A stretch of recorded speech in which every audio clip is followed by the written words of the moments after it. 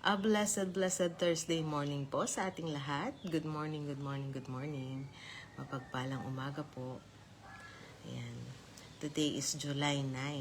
Ayan. At tayo ay magpapatuloy dito sa ating paglalakbay sa ating week 1. The heart of influence. So welcome po ulit. Nandito tayo sa ating Seeking God in the Morning, ang ating daily morning devotion from Mondays to Fridays. And nandito tayo sa day 6 ng ating nasimulan na topic noong July 1 na Virtue in Action, the Quiet Power of a Godly Life. Ayan. At napakagandang naumpisahan natin na lesson. At dahil tayo ay nagpapatuloy dito sa ating gawain, nandito na tayo sa day 6, makakatapos na tayo ng isang week. So isang araw na lang, that's for tomorrow. At matatapos natin itong week 1 ng ating pag-aaral dito sa ating topic na Virtue in Action, the Quiet Power of a Godly Life. Ayan. At tulad ng dati, sa ating pagpapatuloy, hilingin ko muna ang bawat isa sa atin na tayo po ay yumuko at manalangin. Mapagpala namin Panginoon, Ama naming Diyos na makapangyarihan sa lahat, may-ari ng aming buhay, may lalang ng langit at lupa. Ama, patuloy namin hinihiling ang iyong presensya, ang iyong paggabay sa amin sa umagang ito. Kami ay patuloy na nagpapasalamat sa iyo at nagpupuri sa iyo, Panginoon, sa panibagong umaga at panibagong kalakasan na taglay ng bawat isa sa amin. Tulungan mo, Panginoon, ang bawat isa sa amin na maunawaan ang lahat ng mga salita mo na aming pagbubulay-bulayan sa umagang ito. Ikaw po nawa, Panginoon, ang magkaloob sa amin ng pangunawa ng karunungan at kakayahan, Panginoon, na ito ay maisabuhay din namin. Panginoon, dinadalangin namin na pagpalain mo po ang iyong mga anak na narito online, nakatutok, Panginoon, sa gawain ito. Gayon din sa mga anak mo na nanonood ng replay ng live na ito. Tulungan mo, Panginoon, na lumago ang buhay Kristiyano ng bawat isa. At gabayan mo rin ako, Panginoon, sa pangunguna sa gawain na ito. Bigyan mo po ako ng karunungan at kakayahan na maipahayag ang mga salita ng tama at may kalinawan. Dinadalangin ko rin, Panginoon, ang iyong patuloy na pagpapagaling at paghaplo sa mga anak mo na dumaraan sa mga pagkakasakit at mga pagsubok sa buhay. Patuloy ko pong binabanggit si Daddy na haplusin mo po ang kanyang paa at patuloy mo po itong pagalingin, Ama. Gayon din, Panginoon, patuloy kong hinihiling ang iyong pagyakap at pag-comfort sa mga naiwan ni Pastor Arnold, ang kanyang mga kapatid, ang kanyang pamilya, Panginoon. Hinihiling ko na ikaw po ang sumama sa kanila ngayon, Panginoon, sa oras na ito ng kanilang pagkalungkot o pagdadalamhati sa kanyang pagpanaw. Ama, ikaw po nawa ang laging kumalinga sa amin at patuloy din na maglinis sa amin, sa aming puso, sa aming isip, at gawin mo po nawa kami laging karapat-dapat sa iyong banal na harapan. At muli ang lahat ng ito'y dalangin namin sa matamis na pangalan ni Jesus. Amen. So muli, mapagpalang umaga po sa ating lahat. A blessed morning kay Jess. Ayan, good morning sa iyo at good morning sa aking anak. Thank you for sharing the live. And like I said kanina, we are here sa ating day 6. Tayo ay nagpapatuloy. At dito sa ating day 6, ang ating pagtutuunan, ay ang tinatawag nating disiplina sa ating sarili or self-discipline. Ito ang ating tatalakayin ngayong umagang ito. Ang disiplina sa ating sarili or self-discipline. At ang title nitong ating topic for today is ang disiplina ng pusong nakatuon. Yan. Or the discipline of a focused heart. Yan. Kasi maaring sa ngayon, dinidisiplina natin yung sarili natin.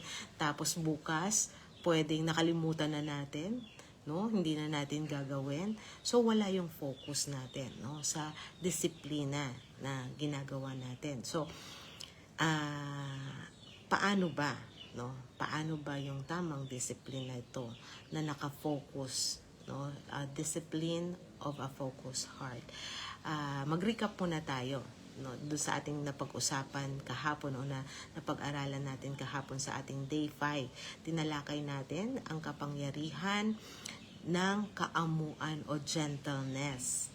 Natutunan natin na sa pamamagitan ng karunungan mula sa ating Panginoong Diyos, kaya nating maging peace breeder o taga pagpayapa sa gitna ng mga galit. Ayan. So, ang kaamuan ay hindi kahinaan, kundi ito ay strength under control. Strength under control na may kakayahang magpalambot ng mga matitigas na puso. Ayan. So, napakaganda yan. Kung hindi po ninyo napanood kahapon, pwede nyo pong panoorin yung replay. Ayan. So, let's move on dito sa ating day 6, no, na tatalakayin natin yung discipline of a focused heart. At bago tayo magpatuloy, basahin muna natin yung 2 Bible verse na ating pagbabatayan sa umagang ito. Ang una ay matatagpuan natin sa Aklat ng Roma, Kapitulo 12, versikulo 2. At ito po yung sinasabi sa King James Tagalog Version. Sabi niya, huwag ninyong gayahin ang takbo ng mundong ito. Sa halip, ay hayaan ninyong baguhin ng Diyos ang inyong pag-iisip upang malaman ninyo ang kaniyang kalooban, kung ano ang mabuti, kalugod-lugod at sakdal. Ayan. Amen. At ang ikalawang verse naman na ating pagbabatayan sa umagang ito ay matatagpuan naman natin sa aklat ng 1 Korinto, Kapitulo 9, versikulo 25.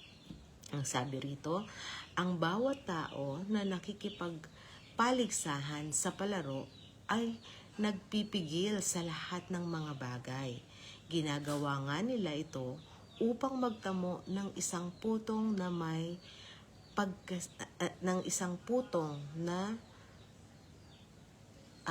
alam ko to, walang pagkasira. Ginagawa nga nila ito upang magtamo ng isang putong na walang pagkasira. Ngunit tayo, ginagawa nila ito, no, yung mundo, ginagawa nga nila ito upang magtamo ng isang putong na may pagkasira. Ngunit tayo, ng isang walang pagkasira. Ayun, sorry po, no, doon sa maling pangunawa ko kanina. So, ito yung tama, no, ginagawa nila, no, yung kung nakatutok sila sa mundong to, ginagawa nila yung mga bagay na ito na disiplina para sa fame, no, para sa material things dito sa mundo.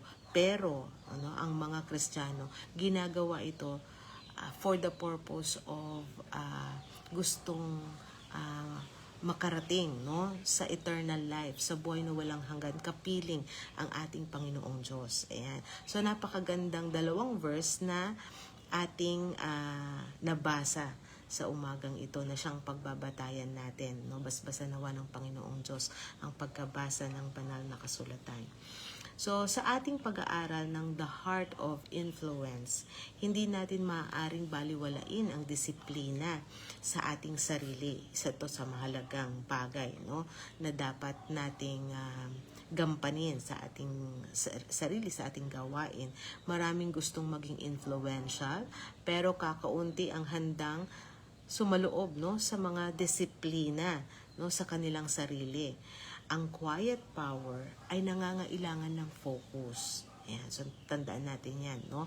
Yung quiet power na binabanggit natin dito of a godly life, nangangailangan ito ng focus, no?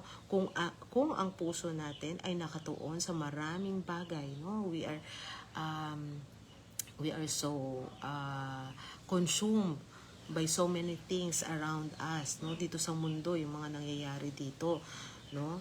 So, sa social media, sa opinion ng ibang tao, o sa mga pansamantalang kasiyahan, no? So, hindi natin mapapanatili yung damit na walang kasiraan na binanggit doon sa ating nabasa. So paano natin mapapanatili 'yon, no?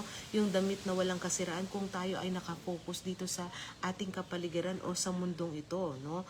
So napakahalaga, no, para sa atin ang focus natin sa ating Panginoong Diyos, sa kanyang salita, at sa disiplina, no, na dapat nating gawin, no, para sa ating sarili, na iwasan natin, no, yung mga bagay na mga makamundo. Ang disiplina ay hindi pagpaparusa sa ating sarili. Yan ang magandang tandaan natin, no. Ito ay pag-aalaga. Actually, reverse, no, akala natin pinaparusahan natin yung ating sarili pag dinidisiplina natin. But ito ay pag-aalaga sa ating spiritual na kalakasan, no? Yung mga simpleng disiplina lang, simpleng disiplina yung pagkagising mo sa umaga, manalangin ka. It's a discipline, no, na kailangan nating gawin kasi syempre buong magdamag tayong natulog, iningatan tayo ng ating Panginoon Diyos, gumising tayo, no, ng maayos. Kaya marapat lang, no, na kausapin natin muna ang ating Panginoong Diyos, pasalamatan natin siya sa kanyang pag-iingat sa atin, at syempre, no, hingin natin ang kanyang gabay sa buong maghapon.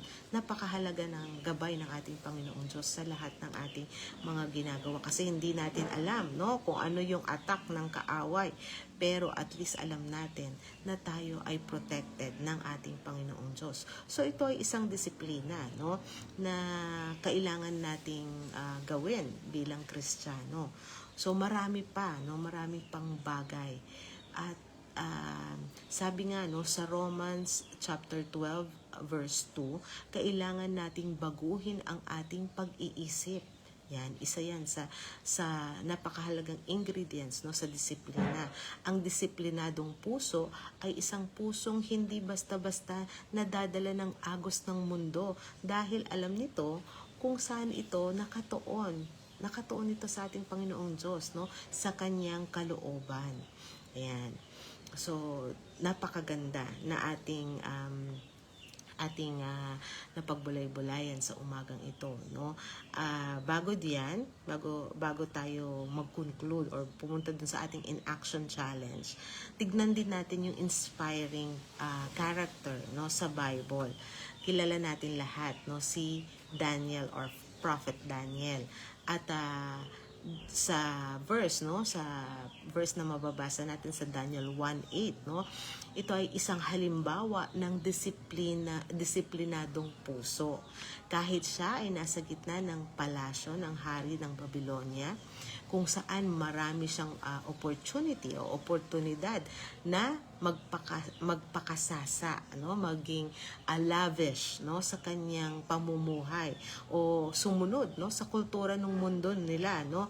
Siya ay nagpasya na huwag dungisan ang kanyang sarili. Yan.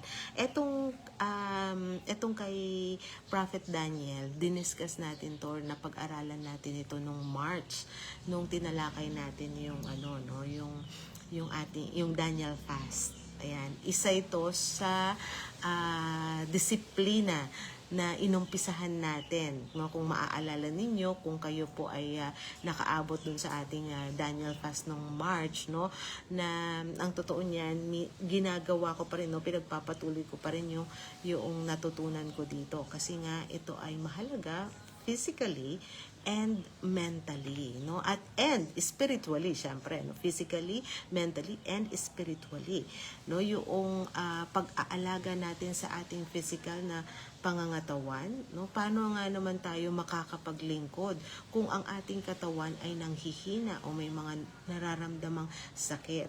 So yung disiplina sa pagkain, no, na natutunan natin dito sa Daniel fast ay isa palang mahalagang bagay, no. So ang dami, kung sana, no, sana balikan ninyo, kung hindi ninyo napag-aralan yan, sana mabalikan ninyo.